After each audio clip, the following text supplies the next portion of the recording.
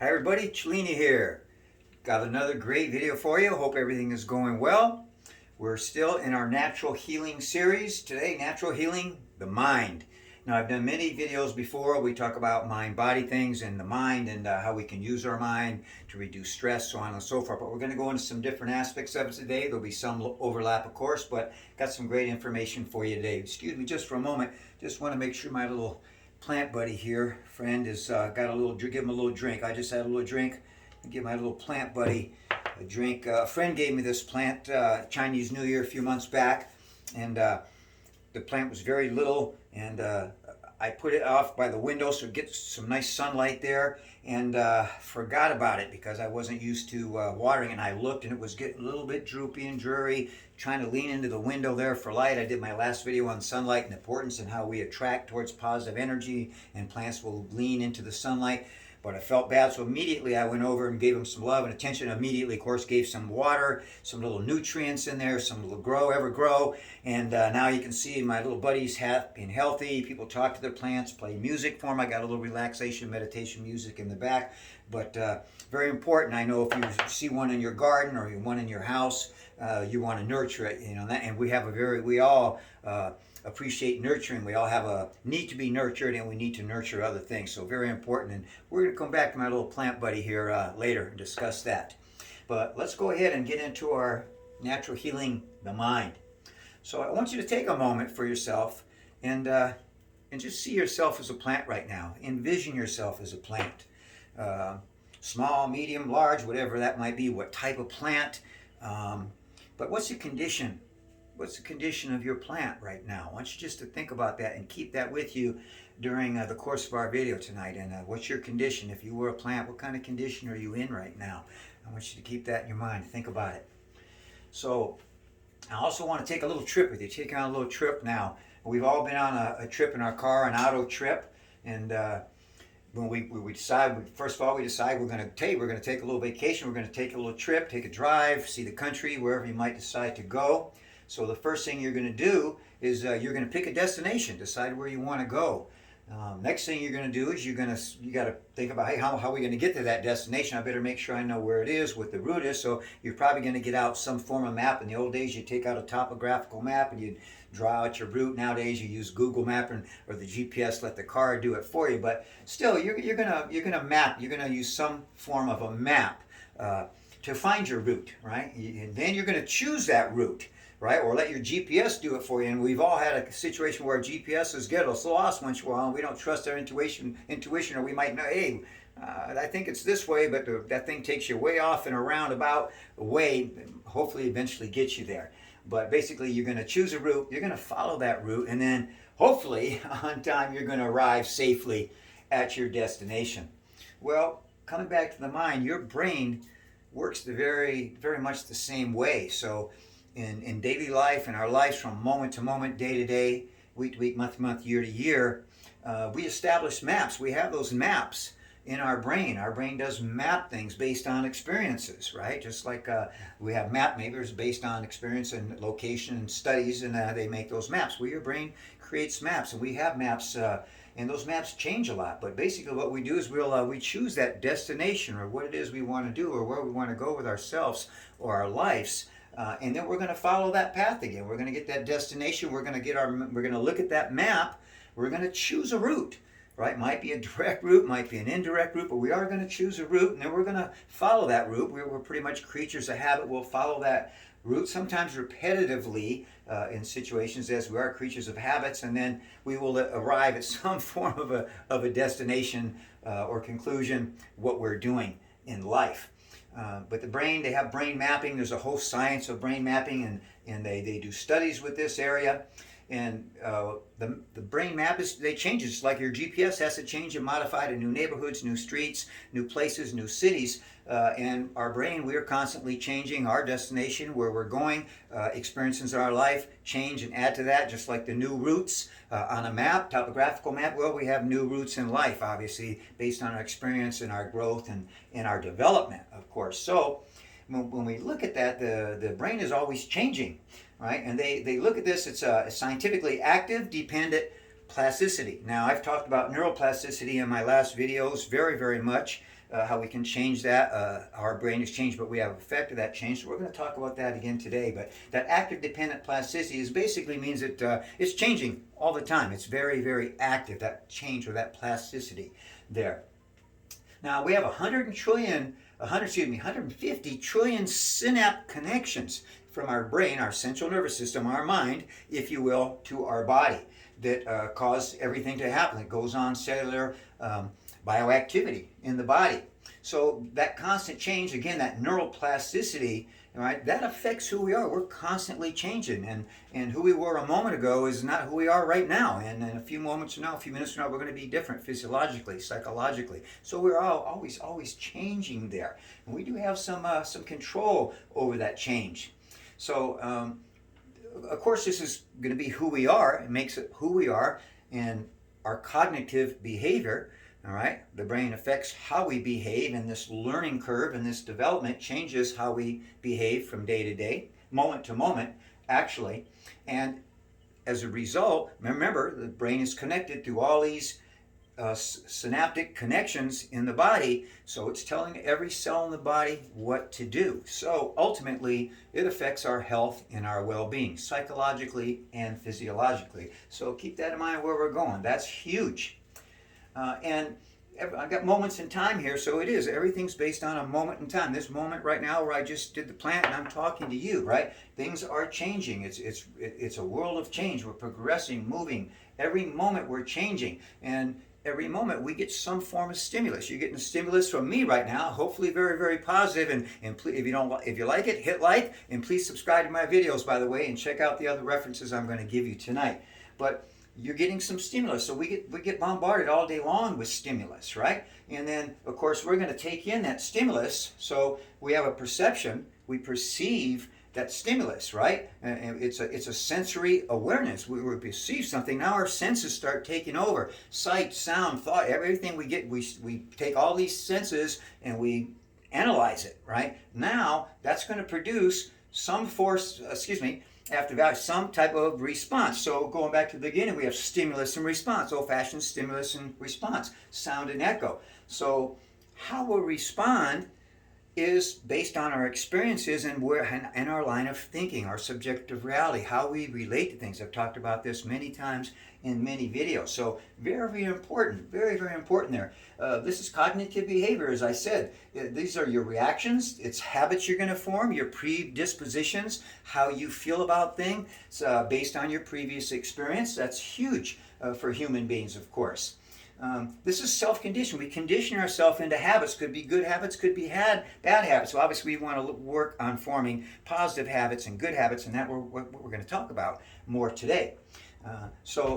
This all takes place in the prefrontal lobe or cortex of the brain. So we're going to talk about that a little bit later. So just keep in mind that's where all this happens, and where that cognitive behavior, our daily behavior, who we are and what we do, how we react to things, comes from that prefrontal cortex. Now, I want to look at the power of the mind and the body to heal itself. We got natural healing here, the mind. Natural healing through the mind. Okay, is mind-body connection. So I want to look at the power and the strength of that. And I want to talk about placebos to make my point scientifically to you. So if you're not familiar with placebos, most people have heard of it. Some people may not know what they are. Some have experienced them, but they'll do many, many studies in science, in medicine especially, and they'll have a placebo pill or placebo drug. For example, they'll do a study with a group that is getting pain from fibromyalgia, and they say, okay, well, we've got this new drug and we want to test it. We have to do this blind study. We have to use a placebo as well in our control group. So they'll take so many people on this side, and they actually give them the drug for so long. They give the other people, and the people in the study, they do not know if they're getting the real thing or the placebo. The placebo is just a fake drug. It could be a sugar pill. It's really not going to have any effect on them whatsoever. So you get one group that gets the placebo, one that gets the real drug or the real pill, right? And then they do the study and see what the outcome is. Well, 99.9, probably 100% of the time, most of the time, scientifically, you can see this based on many, many studies, they find that the people who take the placebos get positive effects. So mind, body, what's happening there, right? Mind's affecting the body. Is it their mind? Is it their body changing physiologically due to what the mind is thinking. It's all connected. So we're going to talk about that a little bit more. Now, there's a group, and they did 350, and this group is the Institute of Noetic Sciences. And basically, what noetic science is they're taking scientific studies using scientific instruments, MRI scans in this case for the brain, looking at what's happening in the prefrontal cortex or whatever it is they're studying. They're using scientific methodology, right, and tools to study subjective behavior or the subjective mind. What I always call the subjective reality. So, okay, that's a tough one because you know, objective, we can look at something and say, okay, this plant is green, objective. But ask someone, what color is that? They might tell you it's a little off green. They might see the yellow and say it's yellow. They might say, what shade of green? Everybody's going to see this differently. That's your subjective reality, how we experience things, how we see things. So they're studying this subjective effect on our minds and bodies through science. Now, they have compiled 3,500 scientific studies usually using placebos. In every one of these studies, the minimal was 18% up to 89%, where they're finding that people having incurable diseases get cured. In many of the cases, sometimes 100%. Cancers disappear, tumors disappear, you name it. They've studied 3,500. They've probably studied every illness, disease on the planet using placebos, and they always see some form of positive effects in their studies. And so you think about this. They're getting a sugar pill. They're getting something fake, yet these incurable diseases start to vanish and go away. They start healing. So again, natural healing through the mind. They're finding this subjective reality. The mind is affecting the body. You look back at all my videos, I always just go like this. Open and close your hand. How'd you do that? Do the Vulcan sign. You have to train it a little bit maybe if you're not used to it, but the mind makes the body work. All right. We know this effect. It's not rocket science, but I want to point out some science to dramatize this for you. So this triggers the physiological responses, what your brain is doing. We know this scientifically. We've talked about this in many of my videos. So we have positive and negative thoughts, right? And reactions is result. When we look at how the brain communicates with the cells, I've talked about this in many of my videos, it communicates through hormones and neurotransmitters. Now, we've talked many, many times about positive and negative thinking, how it affects your body physiologically. When we have negative thoughts, it sends those neurotransmitters and hormones to the body. What happens, it signals your sympathetic nervous system. Talked about this in many of the videos. Okay, that's our fight or flight system, right? It's good, you know, if an animal's attack you, or almost a near accident, we've talked about this many times, fight or flight, you can react, get out of the adrenaline, the cortisol, the stress hormones kick in. That's great short term. It can save your life, right? We need that. But when we react negatively a lot and we're having a negative mind and negative thoughts too much, which many people do throughout the day, throughout the week, throughout the year, now those stress hormones are kicking in all the time and they're doing damage to those cells at every different level of your body. Again, previous videos we've talked about that in depth. If you're interested in knowing more of that science, just look at some of my past videos in this natural healing series. We've gone into that in the neuroplasticity in great detail. But again, that's really not rocket science. We all know, hey, negative thoughts produce negative consequences and vice versa. Now, we again, on the other hand of the coin, we know if you have positive thoughts, right, you are going to trigger, right, those biochemical, neurological transformations will take place, reactions in the cells, and now the sympathetic nervous system kicks in. We've talked about that in great detail before. My breathing meditation videos on how just slowing your breath down, right, hits what they call, the other one is the stress reaction, right? This one is the relaxation reaction, right? So we want to be in that relaxation reaction mode all the time. So how you're thinking affects that, and it's choice and consequences. And that is very easy to change. Just changing the way you think. I always say it's like turning the light switch on and off. You can go from the dark to the light just by hitting that switch. Your choice.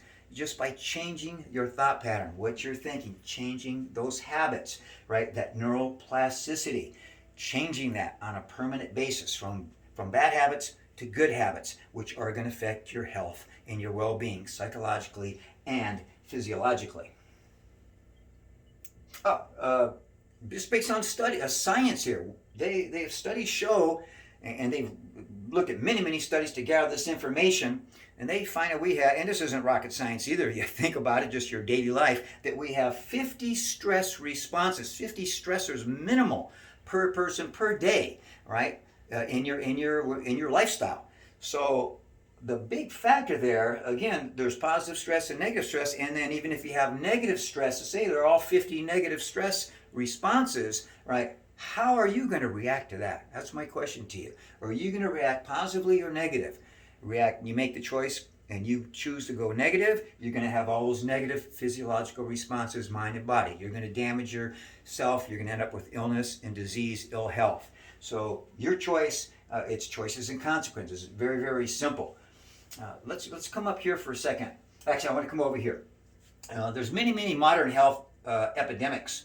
We've talked about this again in previous videos. I'm not going to go long-winded into it, but mental disorders and again, in previous videos we talked about how in the 30s, 40s, 50s, just starting really these in the 60s, we didn't have these 100 years ago or 50, 60 years ago. These are modern day illnesses that are on the increase exponentially. It's crazy how fast they're killing people in our society today. Mental disorders, we all know this. Anxiety, depression is on the rise. Dementia, Alzheimer's, suicides is on the increase. And now all these are increasing in not just adults, but in teenagers and even elementary children. Horrible that this is an epidemic in our society. The cancers, all the cardiovascular, the heart attack, stroke, diabetes, overweight, obesity going hand in hand, fibromyalgia, modern disease, neurological diseases, multiple sclerosis, they're all on the increase. ADHD, attention deficit disorder, it's hammering the young kids today. This is horrible. So let's look at what that is. Now they're calling, the science is calling these, in the medical profession, these are lifestyle diseases. And that's not rocket science either. We all know what's going on with our lifestyles today, modern day. With a lot of these things we didn't have in the older days, even when I was young. My parents didn't have the kind of stress that we have today, and my kids are going to have a lot more stress growing up than I had. It's just exponentially, it's progressing. So these are the causes here of stress. That stress is just a huge one nowadays. In the old days, things were a slower pace, smaller communities, more communal, more family, easier going, expectations, pressures weren't so high. Modern society and slow lifestyles. Now things are moving 1,000,000 miles an hour. Expectations are high. That socialization process, the pressure there is huge. Keeping up with the Joneses, trying to keep up with the times. There's no time for ourselves anymore. I'm always saying in my videos all the time, my time. Make time for yourself. You have to be selfish in that way, number one, because you don't make time for yourself, nobody else will. And your health is the most important. If you don't make time for yourself in creating positive health, homeostasis, mind and body, you're going to end up in the hospital. You won't be able to go to work. You can't take care of your family. You can't enjoy your life, and you could end up serious illness or death. So you have to make time for yourself, Owen. Really, really important. Nutrition, that's a huge one. I'm always talking about it. I got 1,000,000 videos out there for you. Sugar, that's a modern day poison. All right, just sugar's in everything anymore. All right, we got the processed foods, the GMO foods. Done videos on this. Check them out, the recent ones. My Natural Healing Nutrition one. Look that up. Amazing data there for you. The fast foods, chemicals in everything, the hormones, all these additives we're getting, pesticides, the pollutants. Pollutants are in the air, in the water.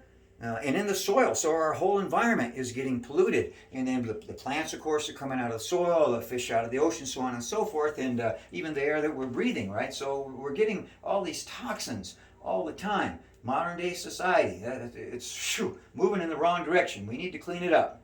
Inactivity.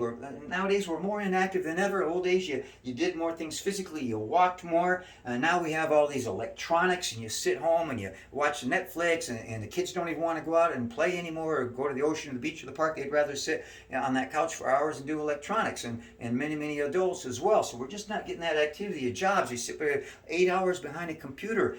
We take a car everywhere. The store is right there across the street, but just have it. You get in your car and you go and you come back. We all do that. All right, so I gotta make sure I exercise 2-3 times a day. I get to start that day with a 10-mile bike ride. You guys know me, you know that's how I start my day. Get out and get that sunshine. Check that video on sunshine. Huge. And coming back to that point, indoors. We're indoors too much. We don't get that sunlight. We don't get that vitamin D. Check out my videos on sunlight, the natural healing series on vitamin D, the importance of that to our health. It's huge. You've got to get out there. You got to take care of that. Most of the society is running around with a vitamin D deficiency. Go into my previous videos. You'll see the science of that, how it is literally killing people, causing all this illness and disease. So it's a huge one. And extrinsic focus. We're very focused nowadays on material goals and things outside, possessions. That socialization process pushes that way. Hey, these guys got a new car. I got to get one too, a bigger house, whatever it might be, the better job, right? We're not satisfied with simple things anymore. It's very complex, but we're looking outside for the answers instead of looking inside. So we're following the group from conformity. We're like cattle and sheep. You got to have some. You're losing that individuality. You got to get that back. You need to focus on yourself, right? And start there. So we're going to talk a little bit more about that. This is based on some scientific studies, some groups that are scientists are doing interesting, and again, they're not rocket science, but I just like some of the things they came up with, go hand in hand with a lot of my feelings and things I've said on my previous videos. But this is a big one today. And they're finding, they did all these studies, and they were texting people, they did interviews, all types of things, but they did like 1 million texts to people, and they just said, hey, are you distracted right now? What are you doing right now? And are you mentally focused right now on what it is you're doing? And then they asked them also, are you happy? And the bottom line was they came out 47% of the time they found that people were not focused. They were distracted, right? Even when they're focusing on something, they're not focusing. They're distracted. Well, how productive are you going to be, right, in your life, in your job, in your relationship, whatever it is you're trying to accomplish, if you can't focus? So there's a lot going on there, right? We need to learn to focus back in. They asked those people also, are you happy? Majority of them, especially the middle-aged people and elderly people, they found that the majority of those people were moderately or intensely lonely, right? And again, that's a negative thought pattern. And they find that lonely people die a lot sooner. And this is amazing. Widowers, when people lose their spouse, especially the elderly, they find that 66%. I had to double check because that seemed too large. 66% of those people die within 3 months. So that's a scary statistic, but it shows you that socialization is important. They found people that have small social groups and they're not socially interactive die sooner. They have a higher mortality rate. So, and that's not really rocket science either, because if you have loneliness, you're going to feel sad, you're going to feel depressed, anxious, you're going to go into all these negative things, and then it's going to the stress hormones come in, and you're killing yourself. So you got to get away from that. You got to find, if you're experiencing any of these negative things, these are easy things to change. Right? And I've given you many formulas before and some great ideas here for you today. Negative thinking. So again, they find that just the average person has a very high degree of negative thinking. 33% increase nowadays, in the last 3 years, they found, based on medical case studies, that there's been a 33% increase in depression, medical cases, in just the last 3 years. That's a scary figure if you want to guess where we're going to be at in 5 years. So we need to do something about this. It's really bad. And we got to take self-control. We got to do some self-healing here. Start with the mind. Another big thing they found here, and people have a loss of purpose anymore. In this fast-moving society with your job stuff, they really don't even feel that they have any meaning or purpose in their life. Well, when you don't have that, Again, studies show early mortality because you don't feel you don't have any worth or value on this planet. You're going to go downhill real fast. So you need to establish that. It's not think life is not self-fulfilling for you. So let's go to some positive stuff. Let's reverse these things over here. So just go back to check out some of my videos I've got on stress management. Again, light switch, very, very easy tools to use to manage your stress. I'm not going to go into them all now. Check Cellini's previous videos on stress management in this natural healing series. Nutrition, easy to fix, easy switch, guys.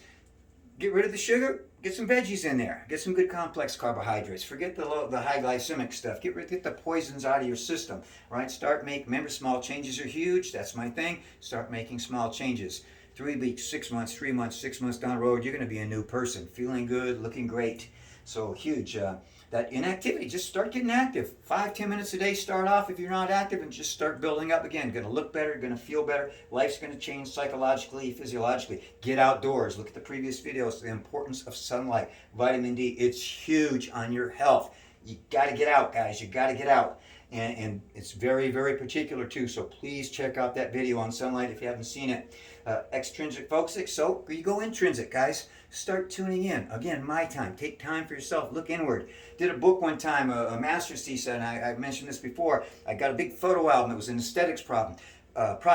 And it was this old-fashioned photo album with a lot of pages. And when the people opened it and looked at it, there was a mirror on every page. One guy went all the way through and he said, "Hey, there's nothing but mirrors here." And I said, "That's the point." And then he finally got it. So you got to look inward to find the answers. We're reaching out here, looking over here too much.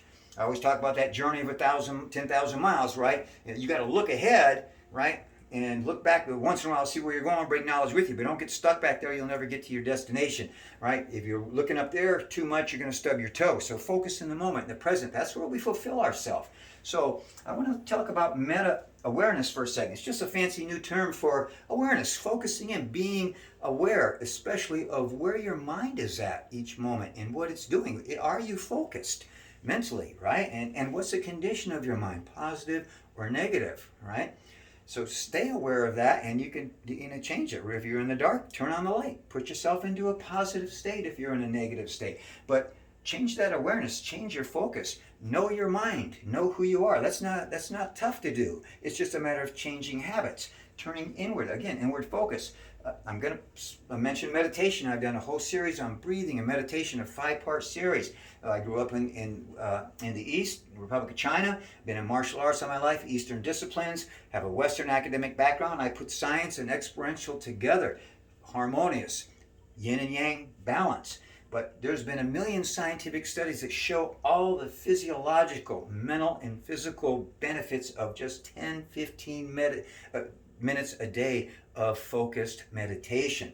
Now, just to go on for a second, my thing is and I've talked about this in many videos, anything can be a meditation. I'm in a meditation right now. I'm moving a little quick. It's not this calm, slow, but I'm focused, right? And I'm fulfilling myself because I'm in the moment, in the present, and I'm loving every little minute, every moment of this. Remember what those changes are in the moments, physiologically. So your subjective reality, how you see things, half glass full, half glass empty, right? Your subjective reality, again, as these scientists looked at, completely affects your wellness and health and total well-being. So you can take anything. Wash the dishes, the Karate Kid, wax on, wax off, Daniel-san. What it's saying is that anything can be a meditation, a focus. And we talk about people not feeling purpose and self-fulfilled.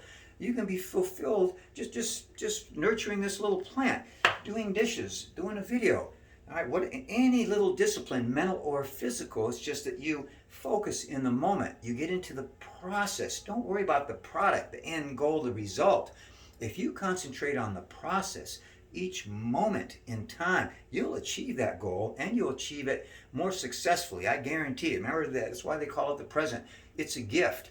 Receive that gift. Take advantage of it. It's there for you every moment. You can receive a gift in life. So meditation is huge, guys, and there's all different types about it, forms of it, but you can make anything a meditation. It's basically just saying that you're focusing, you're mindful of what you're doing, and you're fulfilling that moment. You're not wasting time or wasting of yourself. So again, it's going to give you purpose in life, kind of creating that, getting rid of that imbalance that many people have. So again, I mentioned the mirror. When you do that, you're going to be very harmonious, where you're going to start feeling at peace with yourself, harmony with yourself. And the other thing is people feel a loss of connection with others. So you need that connection with others, right? And if you're not at harmony with yourself, how are you going to be at harmony with others? So you need to focus on that, finding that inner harmony, one with yourself, one with the universe, one with other people. Then balance, that yin yang is going to come along real easy, guys. And again, it's just like hitting a light switch. It's all thought process. It's all how you see things, your subjective reality, how you're thinking,